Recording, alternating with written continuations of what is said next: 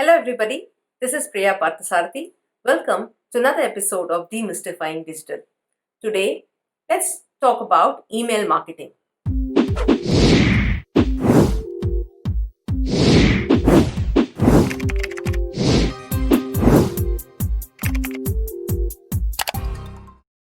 Emails have been around since the advent of internet. In India, emails have been widely used since the mid 90s. Now, almost every business and individual owns an email ID. Email marketing means you use emails to have a conversation with your existing clients or your prospects and convert into business opportunities or increase your sales. Email marketing may not sound as exciting as social media marketing or any of the new age digital marketing techniques. However, email marketing remains one of the most effective ways of communicating with clients, and the ROI, that is the return on investment, the sales conversion versus the amount of money invested in the marketing, also remains very high for email marketing. Now, most people have, almost everybody has an email ID. People tend to check their emails very often, probably more often than they check their social media handles.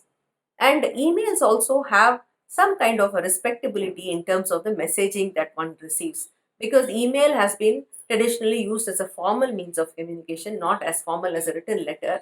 But still, since it is used as an official communication channel, emails inherently are seen as a lot more dependable and trustworthy source of information. So any information that comes via emails to customers, people tend to trust that a little bit more than what they see on social channels. And some messages are not even seen as advertisements when it is sent via emails. It's some people think that they have been sent an email personally. So you have all those advantages with email marketing.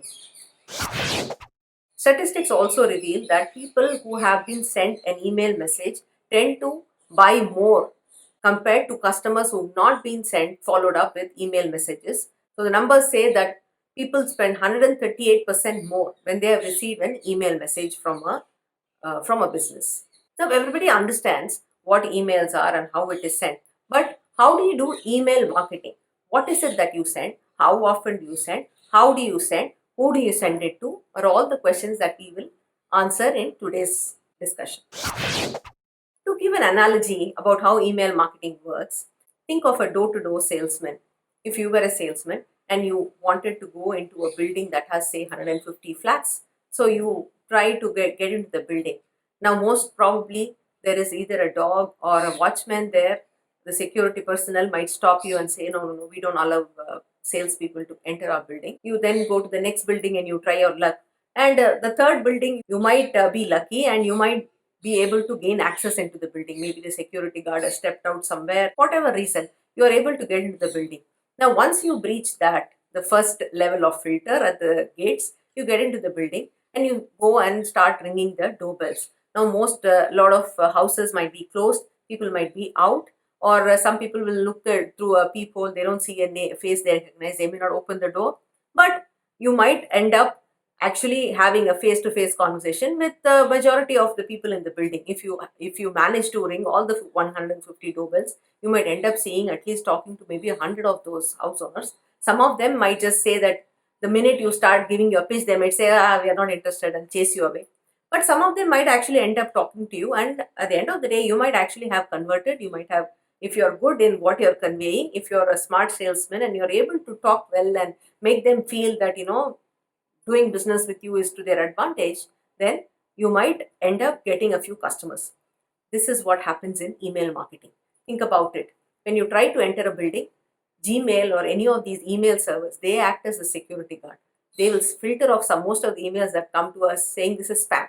They will look at it and say, look at the title or some kind of a red flags they might raise, and they say this is spam, and directly send your message to the spam folder. Then the prospect or the person who was intended to receive your message will not even look at it in their inbox. It won't even go into their inbox. But what if you breach that? The most email servers, they do a good job of filtering, but they also let many of the messages through. Assuming that once you breach that wall, you get into the building, you get into the inbox. Now, many people might look at the subject reading or some look at the sender. They may not even open the email; they will delete it. So these are the people who won't open the door for you. Suppose remaining 50% of the audience that did open your email and read, so 30% may not be interested and they might shoo you away. Not interested. They'll read a little bit of it and they'll delete it, or they may not act on it.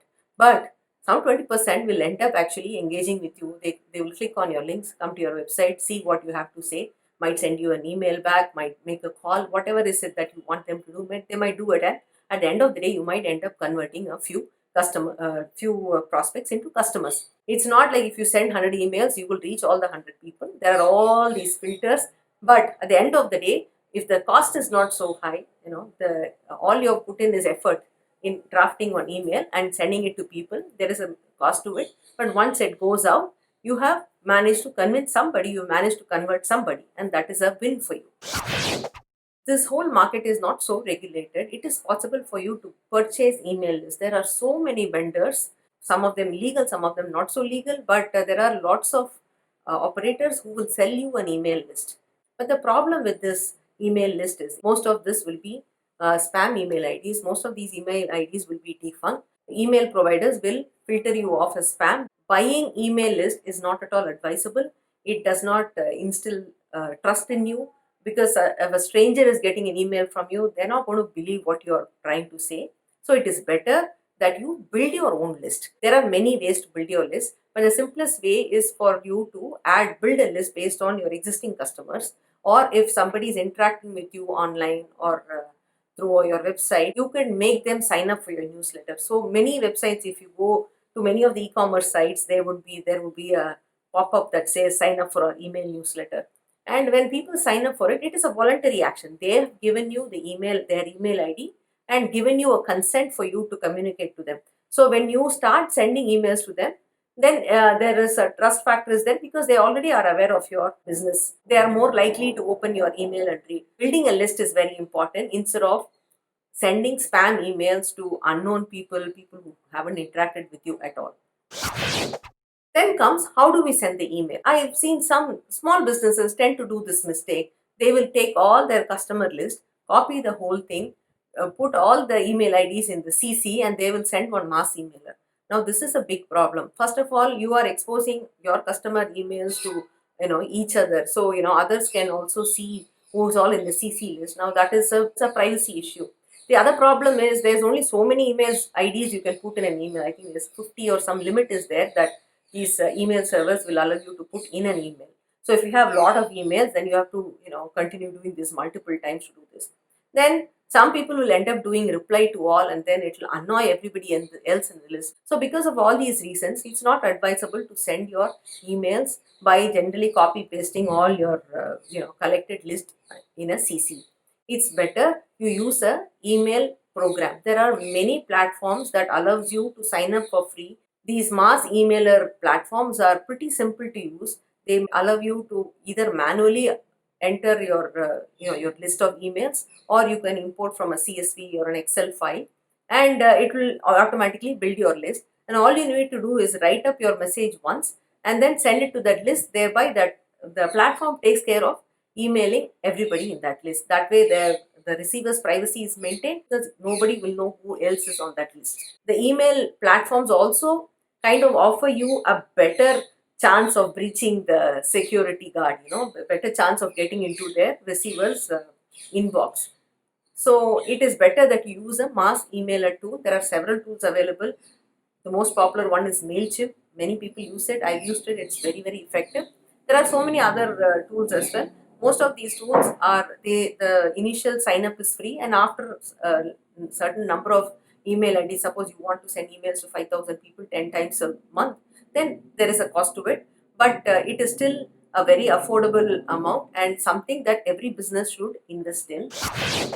As soon as somebody signs up for your email to receive your emails, you should send them a welcome email saying, thanks for signing up, and we are this company, and we'll be sending you emails. Give them information about who you are and things like that. You could introduce your business and tell them what is it that you do, what to expect out of the email newsletters set up for them, giving them free tips and kind of pointers. Bank might be sending tips on how to invest, where to invest, and things like that. So those kind of emailers are appreciated because they are of value to the person who's receiving it. Then you can also send a regular newsletter where you can introduce new arrivals in your company, Inform them about offers. Maybe give them a special offer saying that, if you use this particular coupon code, you will get extra. So people feel like they are getting something special out of getting the emails from you.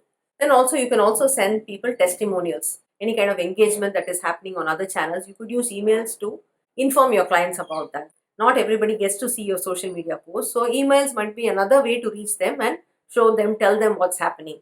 And of course, there's always the shopping promo kind of emails where you just tell them, okay, this is what we have, this is the product, this is the feature, this is what's fantastic about it, and tell them to go shop. So these are the various kind of messages that you can send via emails.